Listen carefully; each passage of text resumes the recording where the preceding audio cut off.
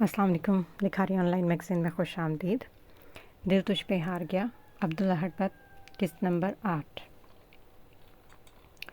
اس لڑکی کا کچھ نہ کچھ تو کرنا ہی پڑے گا مجھے۔ کس طرح زبان چلا رہی تھی میرے سامنے۔ نہ اسے میرا کوئی ڈر ہے اور نہ ہی اسے کوئی پرواہ ہے کہ میں کیا کر سکتی ہوں اور کیا نہیں۔ ٹر زبان چلایا جا رہی تھی بس۔ نرمین اپنے کمرے کا دروازہ کھولتے جیسے ہی اندر داخل ہوئی تو سختی سے اپنے کمرے کے دروازے کو بند کرتے ہوئے اس نے شدت سے بھرے ہوئے لہجے میں یہ تمام الفاظ ادا کیے۔ مجھے توڑے گی، مجھ پر حملہ کرے گی، مجھے گرانے کی کوشش کرنے کی ہمت کرے گی، اس کی اتنی جرأت۔ اب دیکھو میں کیا کرتی ہوں اس کے ساتھ۔ اس پر ایسا وار کروں گی کہ وجدان خود اس لڑکی کا ہاتھ پکڑ کر اسے یہاں سے نکال دے گا۔ نرمین کے اندر غصے کی آگ بھڑک رہی تھی اور اسی آگ کی وجہ سے اس نے یہ تمام الفاظ خود سے ادا کیے۔ کچھ دیر شائستہ کے پاس گزارنے کے بعد وہ کمرے میں داخل ہوئی تو اس وقت بھی وجدان کو کام میں مصروف آیا۔ وہ اپنے لیپ ٹاپ میں کام کر رہا تھا جسے دیکھتے ہوئے دلنشین کے ماتھے پر بل نمایاں ہوئے۔ تم ابھی تک کام کر رہے ہو؟ دلنشین نے اس سے سوال کیا تو وجدان نے سر اس بات میں ہلاتے ہوئے اس کی طرف دیکھا۔ ہاں، اصل میں ایک اہم کام ہے۔ تمہیں تو معلوم ہے کہ کل اپنا نیو ڈیزائن کور کرنے جا رہا ہوں، اس لیے کچھ کام تھے، ان کو ختم کر کے آرام کروں گا، تم سو جانا۔ اس کے کیے گئے سوال کو سنتے وجدان نے اسے جواب دیا تو دلنشین نے سر ہاں میں ہلایا اور بیڈ کی جانب قدم بڑھائے۔ اچھا دلنشین، میری بات سنو۔ ایسا کرنا کہ کل جو نیو ڈیزائنس ہیں وہ پہلے ایک دفعہ جا کر تم دیکھ لینا، چیک کر لینا کہ کہیں کوئی مسئلہ نہ ہو، اور اس کے بعد رپورٹ مجھے دے دینا۔ وہ بھی بیڈ پر بیٹھی ہی تھی کہ وجدان نے اس سے یہ کہا۔ اس نے ایک لمحے کے لیے حیرانگی سے اس کی طرف دیکھا۔ کیا تم نے مجھ سے کہا ہے کہ میں جا کر چیک کر لوں؟ اس کمرے میں میرے علاوہ تم ہو جسے میں کہہ سکتا ہوں، اور کوئی نہیں ہے۔ اب جنات کو تو میں کہنے سے رہا۔ وجدان کی بات سنتے ہوئے دلنشین کے لبوں کی تراش پر ہلکی سی مسکراہٹ پھیلی اور اس نے سر ہاں میں ہلایا۔ چلو ٹھیک ہے، میں جا کر دیکھ لوں گی۔ وہ مسکرا کر کہتے ہوئے سونے کے لیے لیٹ گئی اور وہ بھی اپنا کام کچھ دیر تک جاری رکھتے ہوئے اس کے پہلو میں آ کر نیند کی آغوش میں چلا گیا۔ دلنشین، تم کام کرو، جا کر کپڑوں کے تمام ڈیزائن دیکھ لو۔ یہ بھی دیکھ لینا کہ جو ڈیزائنس ہم نے دیے ہیں وہ اس کے مطابق ہیں کہ نہیں ہیں۔ باقی اگر کوئی مسئلہ ہو تو مجھے بتا دینا، اور جن ڈیزائنس کے مطابق دیکھنا ہے وہ میں نے تمہیں رات کو ہی بھیج دیے تھے۔ صبح وہ دونوں آفس پہنچے۔ گاڑی سے اترتے ہوئے وہ دونوں اندر داخل ہو رہے تھے جب بھی وجدان نے دلنشین سے کہا کہ وہ جا کر تمام تر ڈیزائنس کو چیک کر لے۔ اچھا ٹھیک ہے، میں جا کر دیکھ لیتی ہوں، فکر مت کرو۔ دلنشین چہرے پر ہلکی سی مسکراہٹ لیے ہوئے اس کی طرف دیکھ کر کہا اور وہ کمرے کی طرف بڑھ گئی جہاں پر تمام ڈیزائنس پڑے ہوئے تھے۔ نرمین جو وجدان کی طرف آ رہی تھی اس نے وجدان کے پاس جاتے ہوئے دلنشین کی طرف ترچھی نگاہوں سے دیکھا۔ کیسے ہو وجدان؟ نرمین نے اس کے پاس آتے ہوئے مسکرا کر سوال کیا۔ الحمدللہ ٹھیک ہوں، تم بتاؤ؟ وہ فائل کو چیک کرتا ہوا مصروف سا نظر آتا ہوا جواب دیا۔ میں بھی ٹھیک ہوں۔ اصل میں تم سے پوچھنا چاہ رہی تھی کہ جو نیو ڈیزائنس ہیں کیا ہم انہیں چیک کر سکتے ہیں؟ مطلب وہ کہاں پڑے ہوئے ہیں؟ اس نے کپڑوں کے نیو ڈیزائنس کے متعلق وجدان سے سوال کیا۔ نئے ڈیزائنس تو تیار ہو چکے ہیں اور وہیں پڑے ہوئے ہیں جہاں وہ پہلے ہوتے ہیں، لیکن فی الحال بہتر ہے کہ تم وہاں مت جاؤ کیونکہ میں نے وہاں پر دلنشین کو بھیجا ہے۔ پہلے اسے جا کر تسلی کر لینے دو، پہلی وجہ پر چیک کر لے، پھر تم دیکھ لینا۔ اس کے سوال کا جواب دیتے ہوئے وجدان نے وہاں سے واک آؤٹ کیا جبکہ اس کی یہ بات سنتے ہوئے نرمین کے چہرے پر اچھے خاصے غصے کے تاثرات پھیلے ہوئے تھے۔ اس بات کا کیا مطلب ہے کہ وہ چیک کرنے گئی ہے؟ وہ غلط آئی ہوئی لڑکی کمپنی کے نیو ڈیزائنس کو چیک کرے گی؟ آخر تم کس طرح بھروسہ کر سکتے ہو اس پر وجدان؟ تحفہ تم پر۔ نرمین نے یہ تمام الفاظ نہایت تعصب سے ادا کیے تھے۔ لیکن کوئی بات نہیں، مجھے اچھے طریقے سے معلوم ہے کہ کس طرح اس بازی کو پلٹنا ہے۔ اس لڑکی کی ہوئی باتیں ہیں کافی تھیں، لیکن اب وہ کام جو تم مجھے سونپتے ہو کسی اور کو سونپ کر تم نے اچھا نہیں کیا۔ یہ مجھے بالکل بھی پسند نہیں آیا۔ اب میں کچھ ایسا کروں گی کہ تمہیں معلوم ہو جائے گا کہ اس لڑکی کی اصل حیثیت کیا ہے۔ نرمین نے چہرے پر نہایت غصے کے تاثرات لیتے ہوئے تمام الفاظ ادا کیے اور ایک طرف اپنے قدم بڑھا دیے۔ دلنشین اس وقت ڈیزائنس کو چیک کر رہی تھی۔ اس نے کچھ ڈیزائن چیک کر لیے تھے مگر کچھ ابھی باقی تھے جس کو وہ دیکھ رہی تھی۔ دلنشین صاحبہ، آپ کو وجدان صاحب بلا رہے ہیں۔ دلنشین جو اپنا کام کر رہی تھی اسی لمحے اس کمرے کا دروازہ کھولتے ہوئے ایک ورکر اندر داخل ہو اور اس نے جب اسے یہ کہا تو وہ باہر کی طرف بڑھی، مگر جیسے ہی باہر آئی تو کچھ قدم پر ہی پہنچی کہ ایک ورکر ایک مرتبہ پھر سے اس کے پاس آ کر کھڑی ہوئی۔ دلنشین، ذرا معذرت چاہتی ہوں میں آپ سے۔ کیوں، کیا ہوا؟ معافی کیوں مانگ رہی ہو؟ وہ ورکر اس کے سامنے آ کھڑی ہوئی تھی۔ جب اس سے معافی مانگنے لگی تو دلنشین نے سوالیہ تاثرات لیے چہرے پر لیے اس سے سوال کیا، اصل میں سر نے آپ کو نہیں بلایا، بلکہ وہ تو ساحل صاحب نے نرمین صاحبہ کو بلایا تھا۔ غلطی سے میں آپ کی طرف آ گئی، معافی چاہتی ہوں، آپ اپنا کام کریں جا کر، فضول میں ڈسٹرب کر دیا میں نے آپ کو۔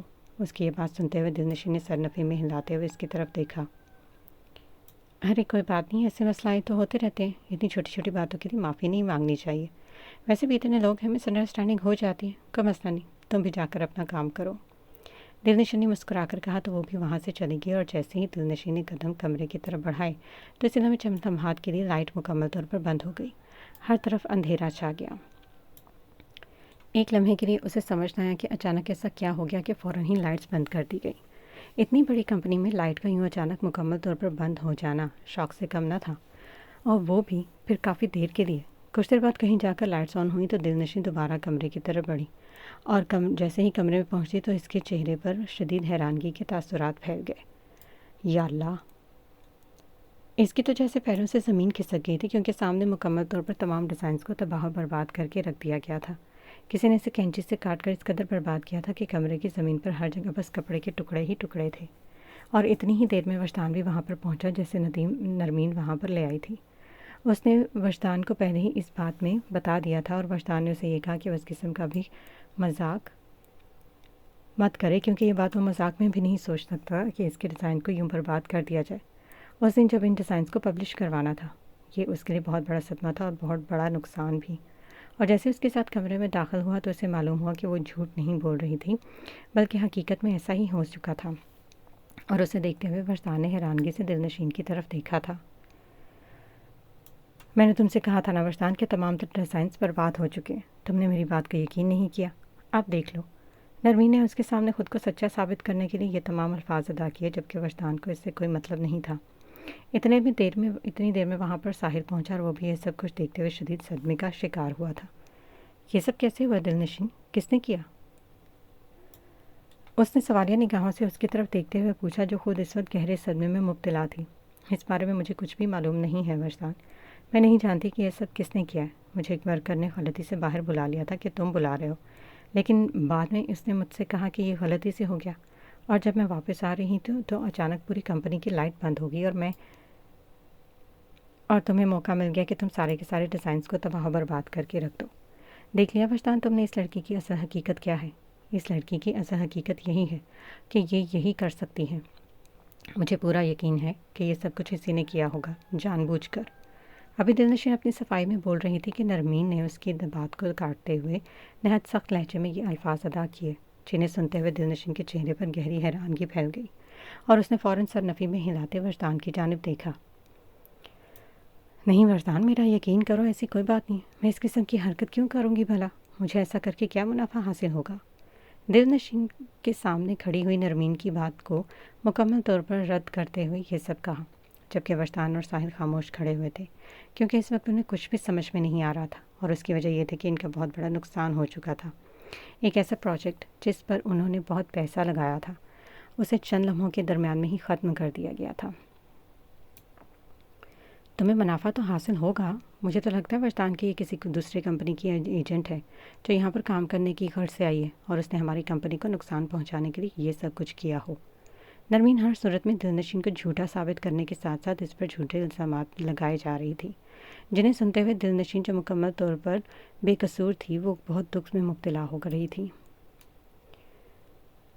خاموش ہو جاؤ، یہاں پر اتنا بڑا نقصان ہو گیا ہے، تمہیں الزام لگانے کی پڑی ہوئی ہے؟ چلو اس وقت سب لوگ یہاں سے۔ وجدان تو اس وقت اس قدر صدمے میں تھا کہ اسے کچھ کہنے کی ہمت ہی نہیں ہو رہی تھی، جبکہ نرمین جو مسلسل صرف اور صرف دلنشین پر الزام لگائے جا رہی تھی، اس کی باتیں سنتے ہوئے ساحل نے اسے کہا تو وہ خاموش ہوئی، اور سب لوگ وہاں سے نکل گئے، جبکہ دلنشین وہیں کھڑی رہی۔ ان سب کو وہاں سے جاتا ہوا دیکھ کر اس کے چہرے پر شیطانی مسکراہٹ پھیلی۔ تم نے مجھ سے کیا کہا تھا؟ 50 شیڈز آف ماروں گی، دکھاؤں گی۔ لو، میں نے تمہارے ساتھ ایسا کھیل کھیلا کہ تم خود اپنے آپ کو نہیں بچا پاؤ گی۔ اب دیکھتے ہیں کہ تمہیں معافی ملتی ہے یا پھر تمہیں یہاں سے نکال دیا جاتا ہے۔ یہ تو اب آنے والا وقت ہی بتائے گا، لیکن امید ہے کہ تمہیں یہاں سے نکال دیا جائے گا، کیونکہ کوئی بھی ایسا ثبوت موجود نہیں ہے جو تمہارے حق میں ہو۔ سب کے جاتے ہی نرمین نے چہرے پر شیطانی مسکراہٹ لیتے ہوئے یہ تمام الفاظ ادا کیے، اور ان کے تمام الفاظ سے یہ واضح ہو گیا کہ اس سب کے پیچھے وہی تھی، اور اس نے ہی جان بوجھ کر یہ سارا کھیل کھیلا تھا دل نشین کو پھنسانے کے لیے۔ یہ سب سوچتے ہوئے ماضی کے کچھ حصے میں کھوئی جب اس نے اپنی امپلائی کو دل نشین کے پاس بھیجا تھا، جس نے اسے باہر بلایا، اور وہ چپکے سے اس کمرے میں داخل ہو گئی جہاں پر تمام ڈیزائنز موجود تھیں، اور اس سے پہلے اس کا آدمی پورے آفس کی لائٹ بند کر چکا تھا، اور اس اندھیرے کا فائدہ اٹھاتے اس نے وہ سارا کام سر انجام دیا جو اسے دینا تھا، اور پھر وہاں سے نکل بھی گئی اور سیدھا گئی وجدان کے پاس۔ دل نشین سے پہلے وہ وہاں پر پہنچ گئی تھی اور اس نے وجدان کو ساری حقیقت بتا دی، لیکن کیا اس کی یہ جو چال اس نے دل نشین کے خلاف چلی تھی کامیاب ہونے والی تھی؟ دل نشین ایسا کیسے ہو سکتا ہے کہ جب تم وہاں پر موجود تھی تو اس کے بعد کوئی شخص آ کر ایسی حرکت کر کے چلا جائے؟ کیا تمہیں معلوم نہیں ہوا؟ وجدان نے ذرا سخت لہجے میں کہا، اس سے سوال کیا۔ جب دل نشین آنکھوں میں پریشانی سے بھرے ہوئے تاثرات لیے اس کی طرف دیکھا۔ میری بات کا یقین کرو تم وجدان، مجھے بالکل بھی معلوم نہیں تھا کہ ایسا کچھ ہو جائے گا، اور میں نے کچھ بھی دیر پہلے تو تمہیں بتایا کہ ایک ورکر نے آ کر مجھے بلایا، یہ کہہ کر کہ تم مجھے بلا رہے ہو، اور بعد میں آ کے اس نے مجھ سے کہا کہ اس سے غلطی ہو گئی ہے، اس لیے جب میں واپس جا رہی تھی تو راستے میں ہی لائٹ آف ہو گئی۔ لائٹ آف ہوئی تو میں وہیں پر رک گئی، اور جب آن ہوئی اور میں کمرے میں پہنچی تو دیکھا سب کچھ پہلے سے ہی اسی حالت میں تھا۔ مجھے نہیں معلوم کہ کمرے میں کون آیا اور کس نے یہ سب کچھ کیا، پلیز میری بات کا اعتبار کرو۔ دل نشین نے ایک مرتبہ پھر سے اس کے سامنے اپنی صفائی کو پیش کیا، جبکہ وجدان اپنے آفس کی کھڑکی کو کھولے ہوئے گہری سانس لینے لگا اور خود کو نارمل کرنے لگا۔ ساحل سامنے پڑے ہوئے صوفے پر خاموشی سے بیٹھا ہوا تھا۔ دل نشین، ایسا ممکن نہیں ہے کہ کوئی اتنی دیر میں آ کر یہ سب کچھ کر دے، اور تم اس کمرے میں کافی دیر سے تھی، معذرت کے ساتھ، لیکن وجدان مجھے لگتا ہے یہ سب کچھ اسی نے کیا ہے، باقی تمہاری مرضی ہے، تم جو سمجھو۔ ساحل جو ایک گہری سوچ میں مبتلا تھا، اس نے کھڑے ہوتے ہوئے نرمین کی بات کو سچا مان لیا تھا، اور وجدان جو اس وقت کافی تکلیف کی حالت میں تھا، اسے بھی کہیں نہ کہیں یہ بات سچ ہی نظر آ رہی تھی۔ میری بات سن دل نشین، جا سکتی ہو یہاں سے، اس وقت میں کوئی بھی بات نہیں کرنا چاہتا ہوں، جاؤ۔ دل نشین نے ابھی کچھ کہنے ہی لگی تھی کہ اس کی بات کو کاٹتے وجدان نے اسے وہاں سے جانے کے لیے کہا۔ مگر میں نے کہا نا دل نشین کہ اس وقت میں بات نہیں کرنا چاہتا، تم جا سکتی ہو یہاں سے۔ دل نشین نے ایک مرتبہ پھر کچھ کہنے کی کوشش کی، مگر اس مرتبہ وجدان لہجے میں مزید سختی لیے ہوئے اسے جانے کے لیے کہا، تو وہ نم آنکھوں کے ساتھ اس کی طرف دیکھتے ہوئے باہر کی طرف قدم بڑھا دیے، جبکہ وہ پھر سے گہری سانس لیتا ہوا خود کو نارمل کرنے کی کوشش کر رہا تھا، جو اس لمحے کے لیے بہت زیادہ مشکل کام ثابت ہو رہا تھا۔